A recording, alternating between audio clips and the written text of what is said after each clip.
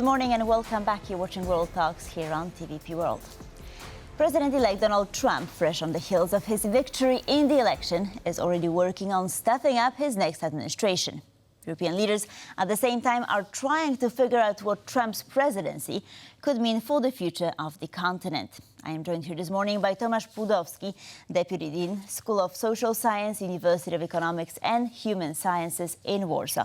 Good morning, sir. Delighted to have you with us. Good morning. Thank you for the invitation. So, Budapest summit has just concluded. And so how do you assess the reaction of European leaders to the election of Donald Trump as the next U.S. president? Well, I think that it came as a shock, but it shouldn't have, because Trump was already president, and a number of scholars predicted that he was going to win again, including myself. But I think the elites have a difficult time understanding populist choices that voters make around the world, especially in Europe and in the United States. But it's not that difficult to understand, and there's coming a time of a major shift and change, and I think European policy, including cultural policy, not just military or economic, will have to shift as well. So I think we shouldn't panic as many do, especially in the media. And not that I'm throwing a stone in your garden, but there is a lot of panic in the media in Europe about things coming to an end. And there's even conspiracy theories about Trump being a Putin spy or agent and working against Western civilization and so on. I think it will. His second term won't be as tragic as people expect, according to their own standards. I think it will be different, but it will also make some changes that have long been necessary. So let's take a closer look at economics, because, I mean, he made a number of statements about tariffs. We're looking at perhaps 10% on EU imports to the US, right? So the EU has to do something to, I guess, strengthen its competitiveness. That was one of the themes of the Budapest summit. Of course, we also heard Giorgia Meloni saying that Europe should count on itself. So what shall we make of that? Well, what we're going to see is basically Europe Trump speeding up this process that was necessary, unavoidable anyway. In other words, Europe becoming more separate, more independent, kind of growing up. We already talked about this 20 years ago under George Bush presidency, about Europe being from Mars and the United States being from Venus and so on and so forth. And we have different histories, we have different philosophies of life. The US is obviously much more aggressive militarily. It conducts wars. I mean, since the Second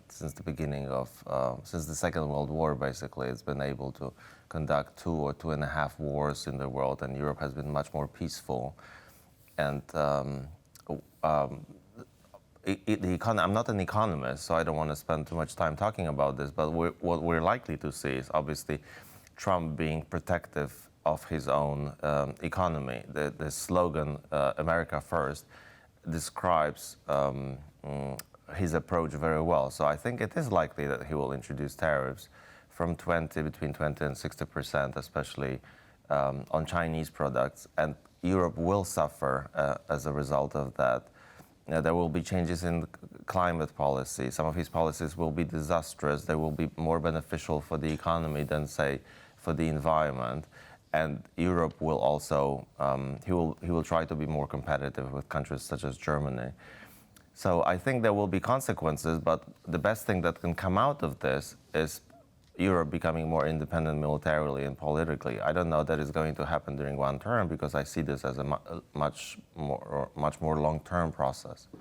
Right, but of course everyone is very worried about Ukraine and what's going to happen to Ukraine and with the whole issue.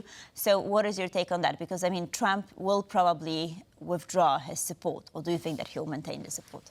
No, I think he will withdraw his support. He will try different approaches. There's more or less 2 or 3 versions of what he might do. And we've seen proposals from people like Elon Musk, who wasn't as involved in international politics, so he wasn't taken seriously, but now he has to be taken seriously by world leaders, as he's going to be involved on internal affairs and international affairs. So one way obviously, of dealing with that from Trump's point of view is withdrawing funding, and he can do that because he has all the power, right? He has House of Representatives, he has the Senate, he even has Supreme Court, although that doesn't matter here that much in this respect, and obviously President making all the choices as the only executive power in the United States. So we're going to see withdrawing, either trying to talk Putin and Zelensky into making peace and a ceasefire, which I'm not sure is going to work right away. It might work at some point. I'm worried that in the meantime, Ukraine might bleed itself to death. So another approach would be cutting funding to Ukraine. So one way or another, what the US wants to do is willing, it seems like it's willing to provide weapons to Ukraine, but it wants Europe, countries such as Poland, Germany, France, to be more involved, or the only Europe to be involved without the support of the United States into peacekeeping and freezing the current situation. So obviously that would mean Ukraine losing a lot of territory and freezing the situation, political situation, for about 20 years. So that's not good news for the US, and it kind of means stopping Eastern or former Russian Soviet republics' ambitions of joining the West, whether through NATO or the EU. So it kind of looks slightly like a return to this division of spheres of influence that we knew from the Cold War. I'm not saying we're going to have a Cold War, but they're ambitious. They are the ones that are going to suffer. We might suffer economically more, but they are the ones that will suffer politically. Right, but this Cold War-like dynamic has already been in place for quite some time, one could argue. But you mentioned Mr. Musk, and I think this is very, very interesting because apparently he was sort of present during the call between Zelensky and Trump. This is what New York Times has reported. So I wonder what kind of role Elon Musk is going to play moving forward. What is your estimate? Yes, it's difficult to tell because he's a very ambitious guy and he's involved in many areas. I would say that he would be more involved in economic issues and domestic issues, trying to bring down the budget deficit and cutting federal spending. Quite surprisingly, being involved in getting a But then with the government Starlinks, job. you know, just sort Sure, obviously he's involved internationally, and he might use that power, obviously, to exert influence on countries around the world, putting pressure on them, either providing or not providing the technologies that he has. So he's going to be very useful for Trump to exert international influence. He also came out and called Olaf Scholz a fool on X. So I wonder, I mean, let's perhaps take a short look at Germany, right? I mean, the whole thing unraveling the government and sort of collapsing, right, in Germany, being on the verge of dismantling. So the coalition collapsing, of course. So how is that? Do you think this is related to the US election, and what's going to happen on the German front here? Well, I think Trump sees Germany as the main enemy because it's the most powerful, especially economically, but also politically, country in Europe. So he might use what it means for us, for example, is that he might do what other Republican politicians did 20 years ago and more recently. In other words, play the Polish cards, play the German cards or the Polish card, however you want to put it, to use Poland as a leverage against Germany in many areas, for example, threatening to move American soldiers or in the area of business. And I think politicians such as Andrzej Duda might actually fall for that because that appeals to their electorate as well. Obviously, he's not going to be around longer, and he ended up not going to this Mar-a-Lago party last night. There was this rumor. I don't know if you talked about it, but well, I think but I think he will go ultimately. Okay. There was some back and forth, but ultimately, I think he is. Yeah. He has to be back for November 11th. Well, there's a weekend, right? I mean, so it's an interesting way to spend one's weekend, right? I mean, in Florida, definitely a very nice option.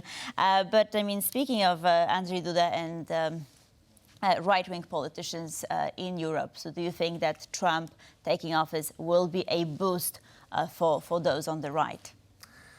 It seems like it. I mean, in all areas, politically, but also culturally, I think things will shift to the right. And And it's inevitable. It doesn't necessarily have to spell disaster, but I think he will try to play politics. He's very good at playing politics and making deals. I think he can make a deal with everyone. So we tend to, even Putin. So politics he was definitely powerful enough to shift politics, economy, even culture in areas where he wants them to be. But a lot of these things can backfire, especially culturally. He has the elites against him in the US, in Europe, but he's going to have his way in many areas. Right. I mean, and speaking of Vladimir Putin, apparently, I mean, he did not call Donald Trump to congratulate him officially. However, he did make that public announcement. Apparently, he's waiting for the US's move. So do you think that Trump will try and move forward on the Ukraine-Russia conflict ASAP?